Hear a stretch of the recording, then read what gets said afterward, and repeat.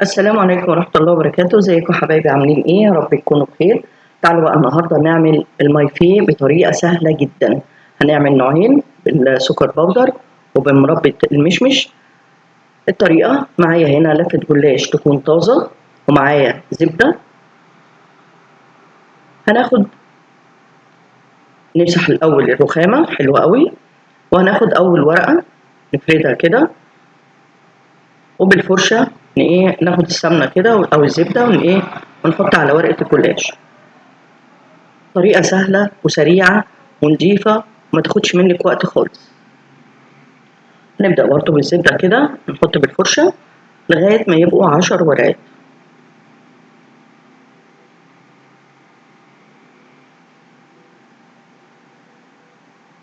أولادنا بقى عايزين ياكلوا مايفيه ومش عايزين نجيب بقى من الحلواني وبتاع، لا احنا هنا بنوفر وبنضمن احنا بنأكل ولادنا ايه، حاجة مضمونة وحاجة نضيفة وانت عاملاها بإيدك.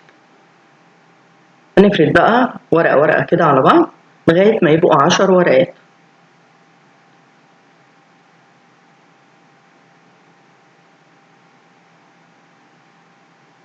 ولا هتكلفك أي حاجة، يعني لفة جلاش والمربى عندك وكل حاجة في البيت. هنقسمها كده نصين، ونقسم ده برضو كده نصين، هنحط ده على ده، ونقسم برضو التاني خطوة بخطوة اهو مع بعض وما فيهوش أي افتكاسات. هجيب بقى صاج كده أو صينية وأحطهم على بعض، وأنا أكون مولعة الفرن. أحط صاج كده عليهم، ما تخافيش طبعا، دي افرجيها حلو كده بإيدك وحطيها تاني. بس نضغط ضغطة حلوة كده بالصاج عشان ما يفكوش من بعض. هجيب برضو ال10 ورقات الباقيين، احطهم كده على بعض وسويهم حلو كده بإيدك بالزبدة كده، نسيهم حلو.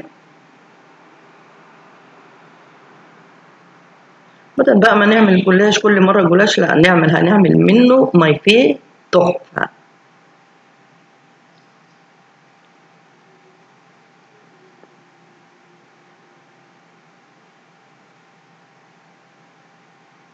نفضل بقى كده نحط الورقات كلها لغاية ما يبقوا 10 ورقات. ما تحاوليش تكتري، يعني هم 10 ورقات، هي اللفة فيها 20، 10 عملناهم و10 اهو.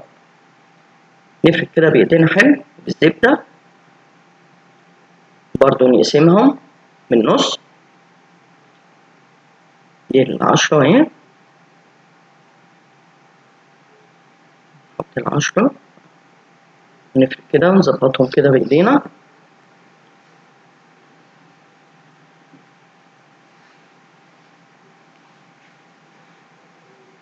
لازم تسقيه حلو قوي بالزبدة أو بالسمنة اللي موجود اعمليه. هنقسمهم طبعا كده من النص بالراحة عشان هو ما بيستحملش، هو وسطاني بقى. أنا طبعا هنا لقيت ديت أصغر من دي، فأنا هحط دي على دي. ونفس ما عملنا الأولاني هنعمل برضو في الخطوة التانية دي. هجيب برضو صينية وأحطها عليهم، وبأي حاجة تقيلة أكبس عليهم. هنعمل هنا بقى كريمة الكاستر. معايا كوباية ونص من الحليب، معلقتين من السكر، 3 معالق من الكاستر. النوع ده حلو جدا ومش غالي، يعني العلبة ديت ب25 جنيه. هنقلبهم حلو قوي لغاية ما يديني السمك الحلو.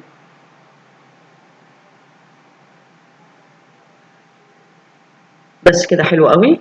هجيب بقى طبق وهنزل كده بالكريمة، وهجيب بقى كيس عشان ما تعملش وش وتنشف مني واحطها في التلاجة. عندي هنا عسل بتاع شربات، انا كان موجود انا عاملاه. هنسقي بقى كده الجلاش حلو قوي. بس نازل على الجلاش، عارفة الطشة دي جميلة جدا، تحفة، ريحتها حلوة قوي. بعد كده خدنا بقى الكريمة وهجيب المضرب ونفكها كده من بعضها، نضربها حلو قوي كده بالمضرب، او المضرب السلك عادي، مش لازم مضرب كهربائي. اي حاجة عندك اعملي، ما توقفيش نفسك. هناخد بقى كده كريمة الكاستر وعلى الجلاش كده، بسم الله الرحمن الرحيم. بس افردي بقى كده بالمعلقة حبيبتي، وحطي الجزء التاني عليها. هجيب برضو نفس الحكاية، الخطوة اللي أنا عملتها هعملها هنا. نفرد برضو كده، نجيب برضو الجلاشة التانية عليها.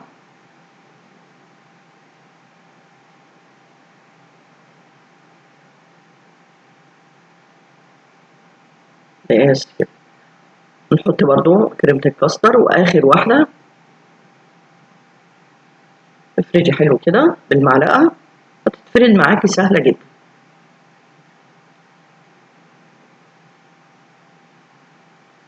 بس ما شاء الله الكمية حلوة قوي.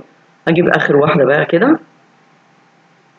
معايا هنا مربى مشمش، عايزة بقى عندك مربى فراولة حطي، يعني أي نوع عندك مربى حطي. أنا هعملها على نصين، يعني هقسمهم على نصين، نص بالمربى ونص التاني نشوف هنعمله بإيه.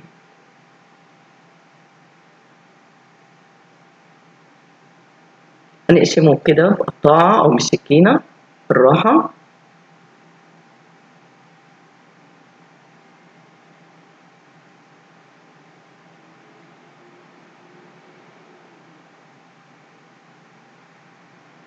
ونقسم برضو ديت اتنين. وعندي هنا كريمة بيضة كده، ندي بس ايه شكل كده حلو. ايه رأيك بقى؟ أحلى مايفيه من الجلاش، حلو جدا، الطريقة سهلة جدا. عندي هنا سكر بودر، هرش برضو كده على الثلاث قطع اللي فاضوا. ايه رأيك بقى؟ يلا بقى جربوه وقولوا لي ايه رأيكم. متنسونوش بقى باللايك والشير، وفيديو جديد. ألف سلامة حبايبي.